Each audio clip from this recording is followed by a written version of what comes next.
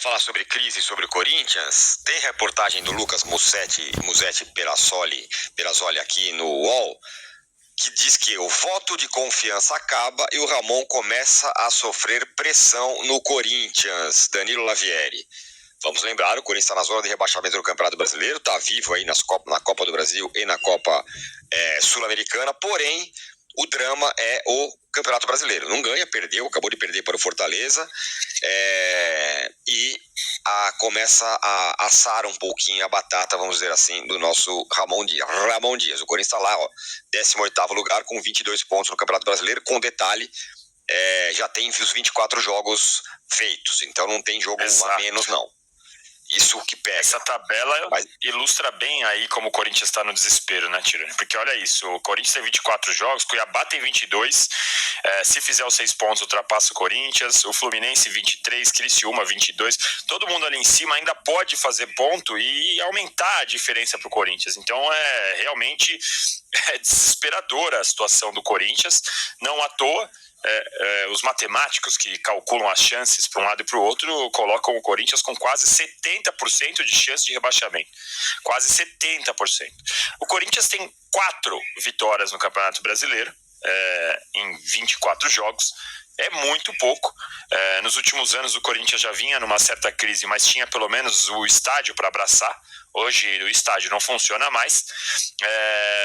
A gestão altamente questionável e tem muitas críticas para a gestão, e também é uma questão que já vem da gestão anterior, uma série de erros, e essa gestão tentou apagar o incêndio com gasolina, e agora que vê o Corinthians lá embaixo, tenta adotar a mesma política de contratar, mesmo sem saber se tem condições de pagar, claramente com problemas financeiros. O Corinthians vai vender o Wesley agora e antes mesmo do dinheiro cair, já tem decisão judicial para que esse dinheiro fique bloqueado para pagar o André Cury, que é um empresário que já fez negócios com o Corinthians, e tudo vai ser assim. Todo o dinheiro que cair na conta do Corinthians, ele vai estar sempre com risco de ser bloqueado, porque tem uma fila de processos contra o Corinthians, porque o Corinthians acha normal não pagar, atrasar pagamentos com outras pessoas. O próprio presidente diz que quando vem os boletos ele escolhe qual vai pagar, mas o noticiário vai contratar Y, anunciou Martinez, e é algo que não dá para entender. Lembrando que ontem foi protocolado pedido de impeachment contra o Augusto Melo. Então assim, se há uma crise política no momento, ela pode ficar pior, porque a gente não sabe qual vai ser o efeito disso no aspecto político ali do Corinthians com esse pedido de impeachment. E olhando para o campo, a gente vê claramente um time jogando com muito mais peso, especialmente na hora de decidir, na hora de finalizar, quando o jogo é no Brasileirão, do que quando é numa Copa Sul-Americana ou na Copa do Brasil.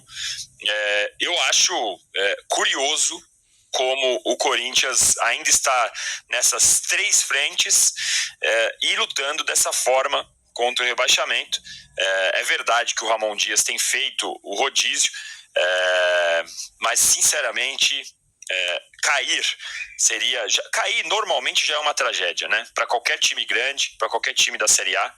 Agora, para o Corinthians vai ser ainda pior, por tudo isso que a gente está falando das dívidas. Imagina você já tem uma dívida que está subindo, com o seu faturamento caindo, com o Corinthians adiantando receitas que receberia em 2025, 2026, considerando que ele estaria na Série A.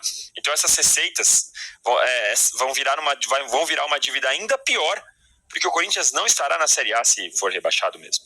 Então é realmente preocupante a situação do Corinthians. Muito preocupante. Vamos colocar na tela aí, você falou sobre as chances de rebaixamento nesse momento, o cálculo da Universidade Federal de Minas Gerais, que faz um trabalho bem interessante sobre isso, números da UFMG sobre o Brasileirão, sobre o rebaixamento. O Atlético Goianiense tem 90,1% hoje, né? Cuiabá 77,3% e o Corinthians 66,1%. Tem um outro dado sobre isso, Mauro, que é o seguinte: no Campeonato Brasileiro, nenhum time escapou do rebaixamento, né, nos pontos corridos, sem ter, no mínimo, 10 vitórias. 10 vitórias. É o número mínimo de vitórias que um time conseguiu para não cair. E o Corinthians agora, nesse campeonato, tem 4 vitórias e já passamos da metade do campeonato, já estamos na parte final do campeonato, se a gente for ver bem, o que aumenta ainda mais o drama corintiano. O Corinthians está voltado para 3 competições torna as coisas ainda mais complicadas. É claro que é bom você estar classificado, é óbvio você se classificar, mas numa situação como essa é muito perigoso, porque o Corinthians vai ter menos tempo de preparo, de treinamento, recuperação, descanso dos seus jogadores e assim, a chance do Corinthians ser campeão, tanto da Copa do Brasil quanto da Sul-Americana, não é grande, é pequena, porque existem times melhores.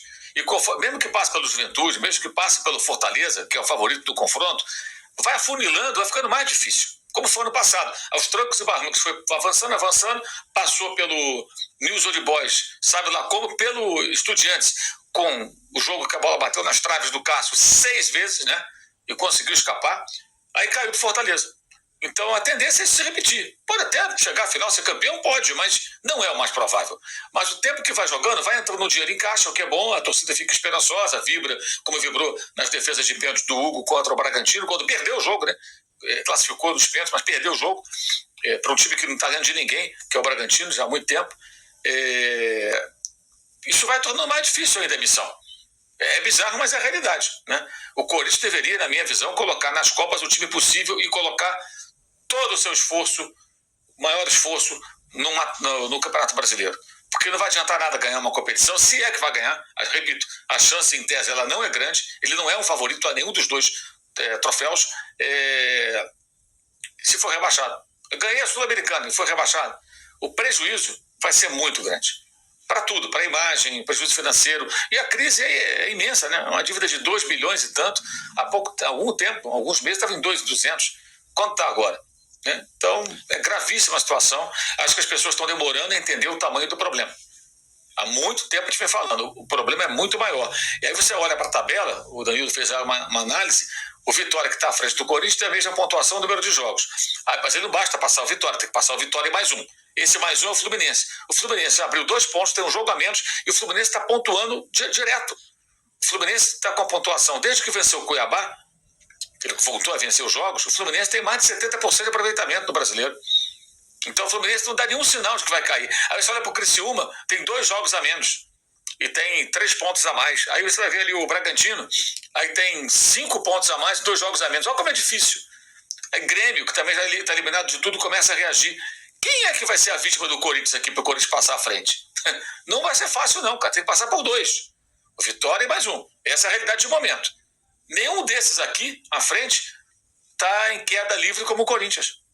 Então é uma situação muito desesperadora, eu diria. Bem complicada.